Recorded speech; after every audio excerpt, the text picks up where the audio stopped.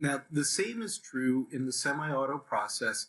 If we click Optimize, we can also set settings for the process of culling players. So what happens, again, if we go back to our presentation here, right? So we've now filtered players. We want to cull players.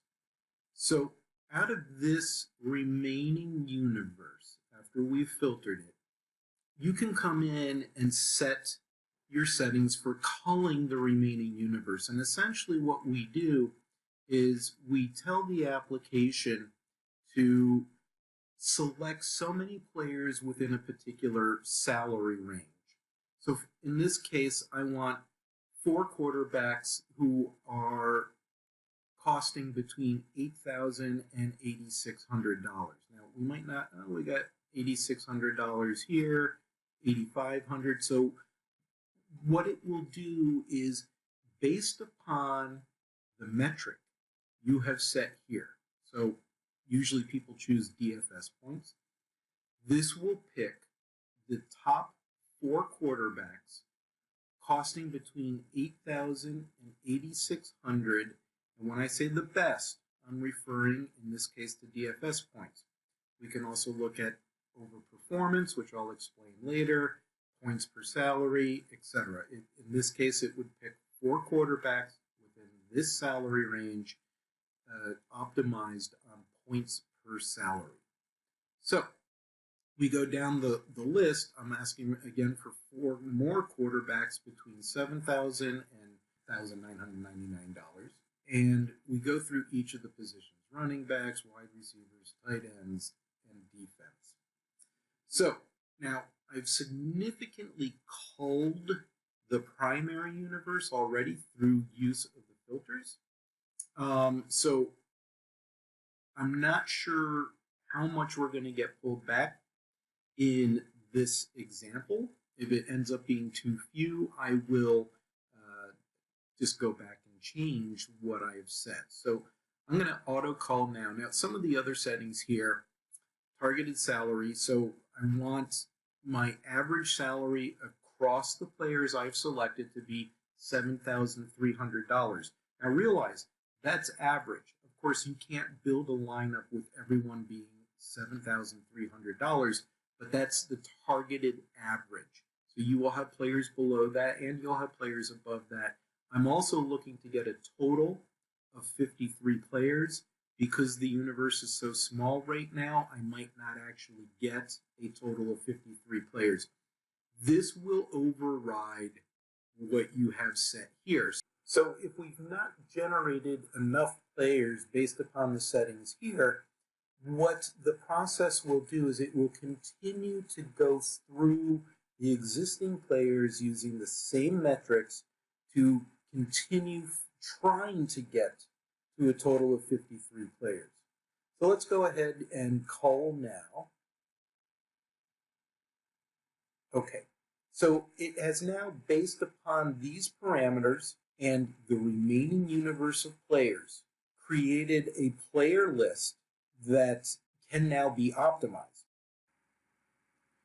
Now, once the culling process has completed, we have the ability to remove individual players, remove a group of players that we don't like. Of course, you can delete all of these players and run a different optimization process or culling process. But additionally, if you feel that one of your players that you like most was left out, you can go in and you can grab that player and drag them in here, and it will rebuild the list and include that player. Additionally, we have what's called stacking. You've probably seen this in other competitive applications. What happens when you place a player in a stack? Let's take a look here. What will happen is they will appear in every single one of your lineups. So I do not suggest doing this unless you're going to produce multiple sets of lineups, because you do want diversification. if you throw someone into every one of your lineups, and of course they have poor performance for the night, or they become injured, or whatnot, that's going to impact every one of your lineups. So, word of caution against stacking players. You can have up to 4 players in a stack, but again, we recommend against it. And we will also have a number of videos that talk about diversification and portfolio management. And diversification not only pertains to players, but it also pertains to how many contests you enter, contest types that you enter, how many lineups you enter into each contest, and then also how you manage your account in terms of how much money are you anticipating risking out of that account as a percentage, so that you can continue to play if you have a series of days in which you do not perform well. If we go back then to the process here, we've now filtered players, we have culled the remaining universe, and we are now going to optimize lineups. So let's take a look at that. The optimizer over here, you can set what you want the total lineup salaries to be. So, personally I like 55,000 to 60,000. This is set to currently 10,000 lineups being generated. I'm going to actually bump it all the way up to 30 because we will filter and sort down from there to choose the better lineups. And again, I can optimize, say, on ownership or any number of criteria here. And we can also run on the top 100 some probabilities to try to bring them to the top. I'm actually going to turn that off right now. And I'm going to build my lineups or run through the optimization process. So it's generating 30,000 lineups right now. So here are our lineups. And we have the ability to look at lineups we've generated historically, things along those lines.